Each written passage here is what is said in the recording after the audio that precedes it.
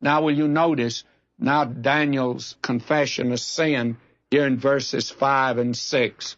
We have sinned and have committed iniquity and have done wickedly and have rebelled, even by departing from thy precepts and from thy judgments. Neither have we hearkened unto thy servants the prophets, which spake in thy name to our kings, our princes, and our fathers, and to all the people of the land. We have sinned. Now here Daniel identifies himself with his people back there in the land when they rebelled against God, which brought the captivity on them. He's specific in his confession. He labels each sin here, each iniquity and wickedness and rebellion and disobedience and their refusal to hear God's prophets. He writes it all down, friends. He doesn't leave any out. And I believe today confession of sin means just simply that. It just doesn't mean to go and say, I've sinned. It means to go and say, I've done this and this and this and this. I tell you, when your wife sends you to the grocery store, the supermarket to get groceries, she just doesn't say, go down there and get groceries. She always gives me a list. You get this, you get that, you get the other thing, and 4 or 5 more things, by the way. And I have to go through that list. And I think confession of sin should be just like that. Spell it out. Somebody says, well, it's a pretty ugly thing. Spell it out to him. He already knows how ugly it is. But we need to confess it. And we need to come to him just like that. Now, let me read on here, beginning now with verse 7. And I want you to listen to this. O Lord, righteousness belongeth unto thee, but unto us confusion of faces, as at this day, to the men of Judah, to the inhabitants of Jerusalem, and unto all Israel that are near and that are far off. You see, they'd been scattered, but some of them were there. No 10 lost tribes, friends, according to the Word of God.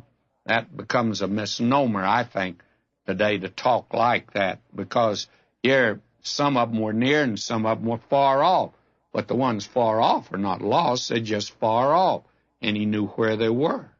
And he says, through all the countries whither thou hast driven them, because of their trespass, that they've trespassed against thee. O Lord, to us belongeth confusion of face, to our kings, to our princes, to our fathers, because we have sinned against thee. To the Lord our God belong mercies and forgiveness, though we have rebelled against him. Neither have we obeyed the voice of the Lord our God, to walk in his laws, which he set before us by his servants the prophets. Yea, all Israel have transgressed thy law, even by departing, that they might not obey thy voice. Therefore the curse is poured upon us, and the oath that is written in the law of Moses, the servant of God, because we've sinned against him, and he hath confirmed his words which he spake against us, and against our judges that judged us, by bringing upon us a great evil. For under the whole heaven hath not been done as hath been done upon Jerusalem, as it is written in the law of Moses, all this evil is come upon us. Yet made we not our prayer before the Lord our God, that we might turn from our iniquities and understand thy truth. Therefore hath the Lord watched upon the evil and brought it upon us.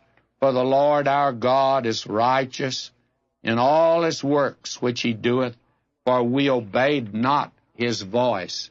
Now, do you notice in this part of the prayer, and I'm not through with it, but will you notice now up to verse 15, Daniel contrasts God's goodness with Israel's sin. He contrasts his righteousness with their confusion of face, which is their shame. They were scattered because of the trespass against God.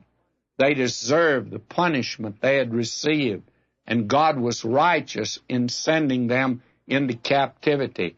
God was right.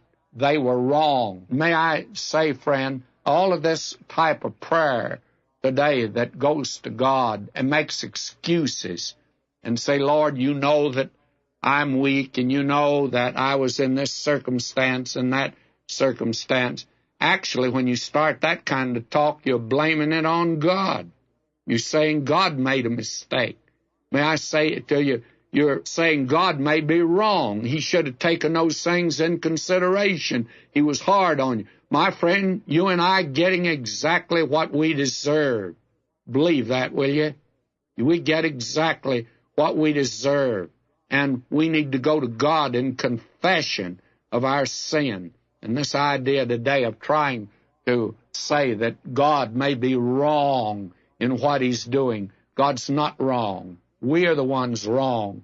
Now, this is the proper attitude each of us should take as we approach our God in prayer. And God will not utterly forsake these people, and he's not going to utterly forsake us. But he sure is not going to move until you and I get to the place where we can claim the mercy of God and not keep making excuses for ourselves.